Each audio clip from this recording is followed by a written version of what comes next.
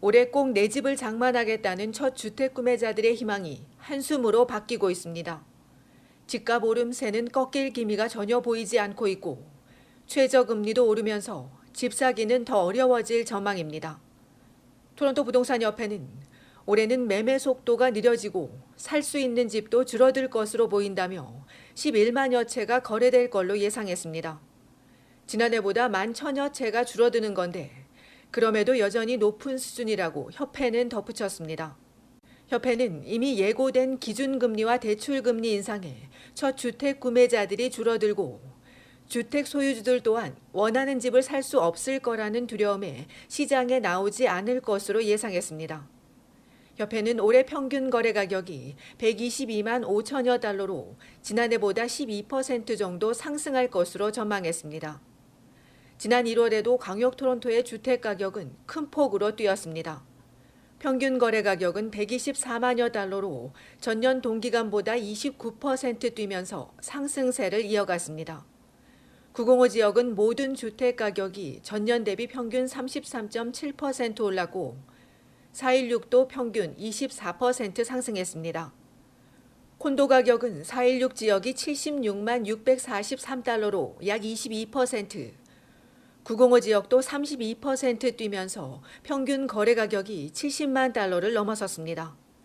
이 기간 416 지역에선 타운하우스 가격이 33% 오르며 가장 큰 폭으로 상승했습니다. 거래량은 5,633채로 전년 동기간보다 18% 줄었습니다. 시장에 나온 매물도 7,900여 채로 전년보다 15% 감소했습니다. 매물은 부족한데 수요는 증가하면서 가격 상승세가 지속되고 있는 모습입니다. 한편 앞서 진행된 조사에서 올해 905 지역은 첫 주택 구매자가 감소하고 반대로 416 지역은 지난해보다 늘어날 것으로 나타났습니다. 전문가들은 416 지역은 콘도와 타운하우스가, 905 지역은 단독주택이 올 한 해 인기를 모을 걸로 예상했습니다. 이외에도 신규 이민자들이 주택 구입에 더 많은 돈을 쓸 것으로 나왔습니다.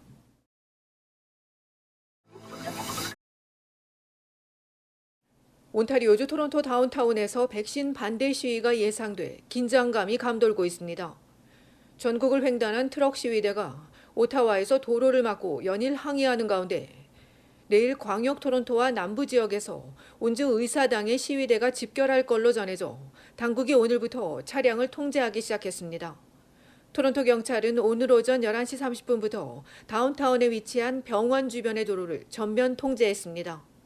의료진과 병원 직원, 환자와 가족, 응급구조대 등만 통과할 수 있습니다. 경찰은 위협이 느껴지는 의료직원은 경찰에 바로 신고해 줄 것을 요청했습니다. 남북으로 퀸스트리트에서 컬리지 구간까지 유니버시티 애비뉴와 영스트리트에서 스파다이나 등 동서로도 일부 구간이 통제됩니다.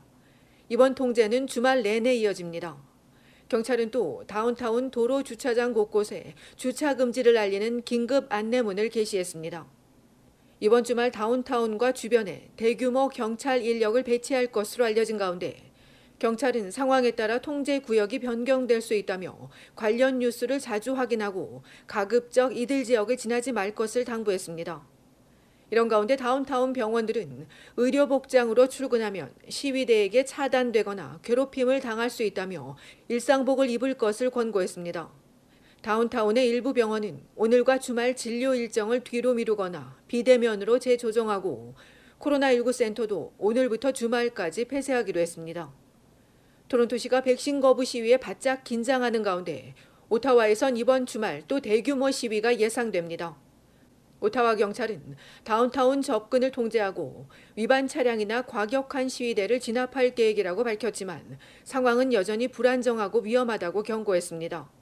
경찰은 이번 주말에는 백신 거부 시위대에 더해 백신에 찬성하는 맞불 집회까지 예정돼 있다고 우려했습니다. 이에 단체들은 백신 반대 시위대의 표현의 자유는 존중하지만 코로나로 이미 많은 희생이 있었다며 더 이상의 피해를 막기 위해 평화적인 시위를 촉구한다고 강조했습니다.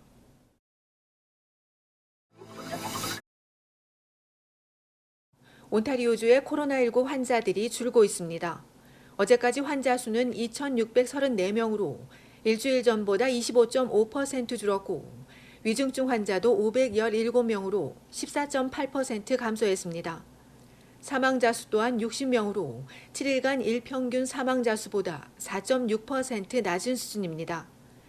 이처럼 주요 공중보건지표가 개선되자 정부는 장기요양원 방문 규제를 완화하기로 했습니다. 오늘 월요일부터 거주민 1명당 방문 가능한 지정간병인은 2명에서 4명으로 늘어납니다. 다만 한 번에 2명까지만 방문할 수 있습니다. 또 백신을 3차례 맞은 거주민은 당일 외출도 허용됩니다. 장기요양원의 일반 방문은 오미크론이 확산하던 지난해 12월 말부터 금지돼 왔습니다. 온주 이외에도 전국에서 입원 환자가 줄고 있습니다. 퀘벡주 2,541명, 브리티시 컬럼비아주도 985명으로 감소했습니다. 덕분에 일주일 전 대비 전국의 병원 입원 환자 수는 8%, 위중증 환자 수는 6%, 사망자 수도 14% 감소했습니다. 한편 국립접종자문위원회가 오늘 백신 접종 규정을 변경했습니다. 위원회는 2차 접종 완료 전 코로나에 감염된 사람은 양성 판정 후나 증상이 사라진 뒤 8주를 기다렸다 다음 백신을 맞을 것을 권고했습니다. 2회까지 접종을 마쳤는데 감염된 사람은 증상 발현이나 확진 판정 3개월 후 3차 접종하는 것이 좋다고 덧붙였습니다. 하지만 일부에선 각 주에 따라 지침이 다르고 PCR 검사를 받지 못하다 보니 위원회의 권고가 오히려 혼란을 가중시키고 있다는 지적도 나오고 있습니다.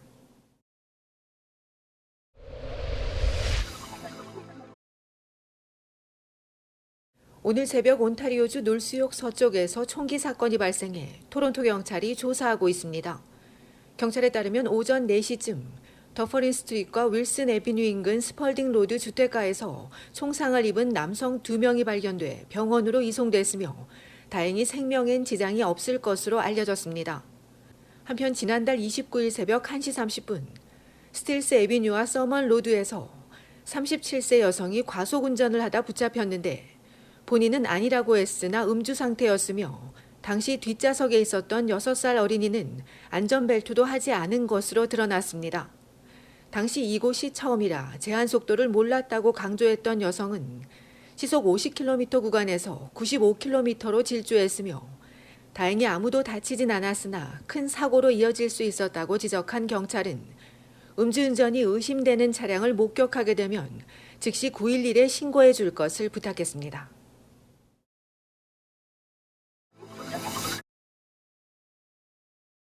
온타리오주 토론토시가 주택 공급을 늘리기 위한 방안으로 주택 뒷뜰에 분리된 주거용 유닛을 지을 수 있도록 승인했습니다. 본관과 분리된 주거용 가든 스윗으로 부모와 조부모 등 가족을 위한 공간이나 임대주택으로 사용할 수 있습니다. 가든 스윗은 정원의 넓이와 깊이, 본관과의 거리, 비상 통로, 나무의 위치 등을 고려해 허가해 줄 예정이며 본관의 크기와 위치에 따라 최대 허용 높이 등도 제한될 예정입니다. 가든 스윗은 토론토시가 추진하는 주택 옵션 확장 프로젝트의 하나로 시는 레인웨이 유닛에 이어 복층이나 저층 아파트 등으로 계속 확장해 나갈 예정입니다. 한편 토론토시가 도로 안전을 강화하기 위한 방안으로 과속 운전이 감소했다고 평가받고 있는 과속 방지 자동 카메라 25대를 추가 도입합니다. 2020년 7월에 설치해 운영된 과속방지 자동 카메라는 그해에만 8만 5천여 장, 2021년엔 25만 1,410장을 발급했습니다.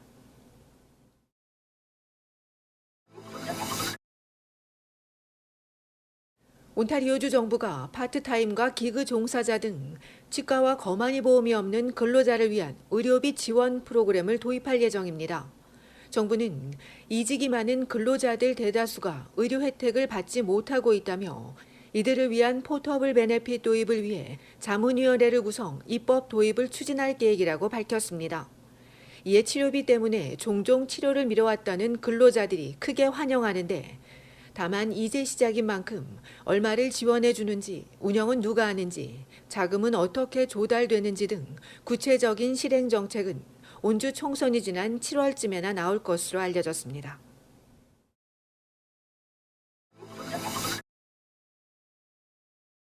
지구촌 겨울 스포츠 축제인 제24회 베이징 올림픽이 캐나다 시간으로 오늘 아침 7시 베이징 국립경기장에서 열린 개막식을 시작으로 17일간 열전에 돌입합니다.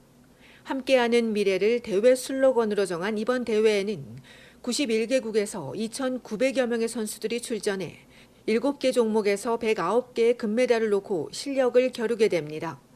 오늘 개막식은 코로나19 감염 확산을 막기 위해 행사 시간과 출연 인원 등은 대폭 축소됐습니다. 한편 캐나다와 미국, 영국, 호주 등이 중국의 인권 문제를 들어 베이징 올림픽에 선수단은 파견하지만 고위 관리는 보내지 않는 외교적 보이콧을 선언한 가운데 앞선 설문조사에서 캐나다인의 베이징 올림픽에 대한 관심은 그리 크지 않은 것으로 나왔습니다.